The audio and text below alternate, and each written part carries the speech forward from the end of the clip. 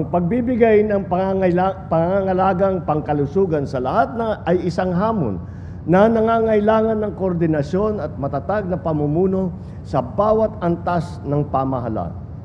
Ilan lamang po ito sa mga hakbang ng administrasyon patungo sa mas malusog na Pilipino sa ilalim ng Universal Healthcare Act.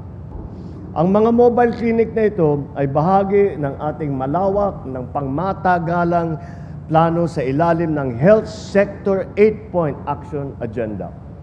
Sa pamamagitan ng mga mobile clinic at sa tulong ng lokal na pamahalaan, inaasahan natin na mapapalapit ang serbisyong medikal sa mga lugar na matagal nang nangangailangan ng higit na atensyon.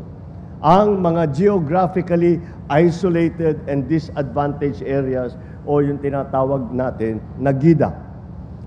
Dahil sa bawat mobile clinic, ang dala natin ay higit pa sa medical at na serbisyo. Naghahatid din tayo ng dignidad, ng tiwala at ng pag-asa. Ang kalusugan ay karapatan, hindi pribilehyo. At sa bawat pag-usad ng mobile clinic, tinitiyak natin dama ito ng bawat Pilipinas.